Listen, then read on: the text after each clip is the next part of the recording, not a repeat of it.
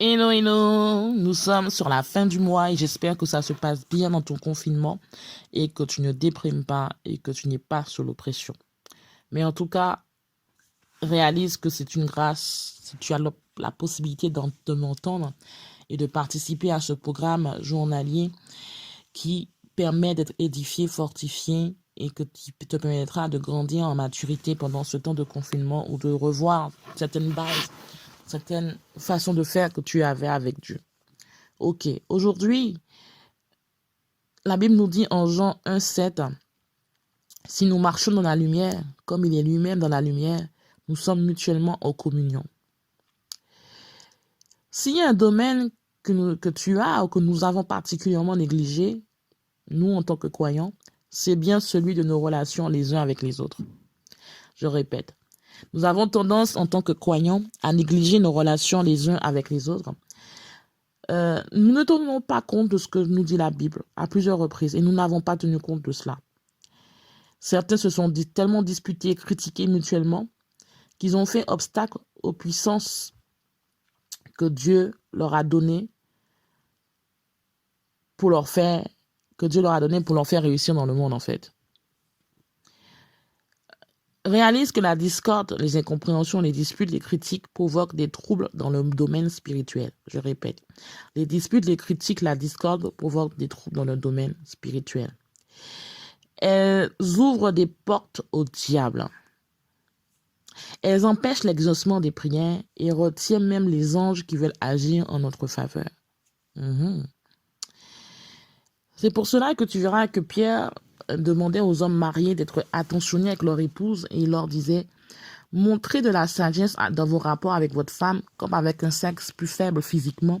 Honorez-la comme devant aussi hériter avec vous de la grâce de la vie, ou autrement dit de la faveur imméritée de Dieu. Qu'il en soit ainsi, afin que rien ne vienne faire obstacle à vos prières. » Afin que rien ne vienne faire obstacle à vos prières. Waouh! 1 Pierre 3,7. Mari et femme, parents, enfants, collaborateurs, membres de l'Église, nous devons tous être conscients du danger que représentent les conflits et commencer à marcher dans l'amour. Donc les conflits, que nous soyons dans une relation de mari et femme, que nous soyons dans une relation de parents-enfants, que nous soyons dans une relation de collaborateurs, de membres d'Église, ce sont des éléments qui nous empêchent ou encore servent d'obstacle à nos prières. C'est pour ça que nous devons réaliser cela afin d'avoir une bonne attitude, d'avoir un bon positionnement.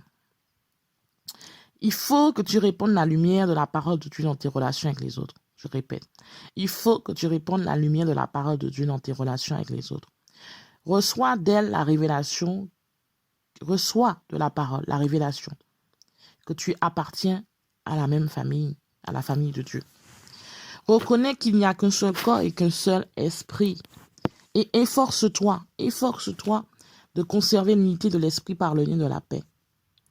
Laisse la puissance de Dieu agir dans toutes tes relations et apprends à marcher dans la lumière. Je répète, laisse la puissance de Dieu agir dans toutes tes relations et apprends à marcher dans la lumière.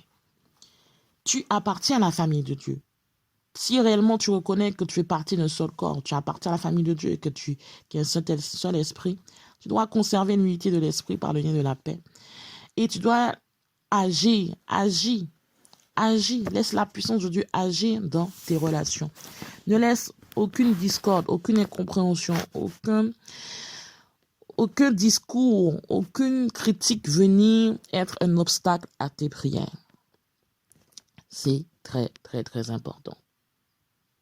Voilà. Donc, prends le temps de méditer sur tes relations avec les autres. Et bien sûr, dans tes relations avec les autres, que tu puisses mettre de l'ordre s'il y a de l'ordre à mettre. Et bien sûr, que tu puisses vivre et avoir des réponses par rapport à tes prières dans le nom de Jésus. Et je te dis à demain. Shalom.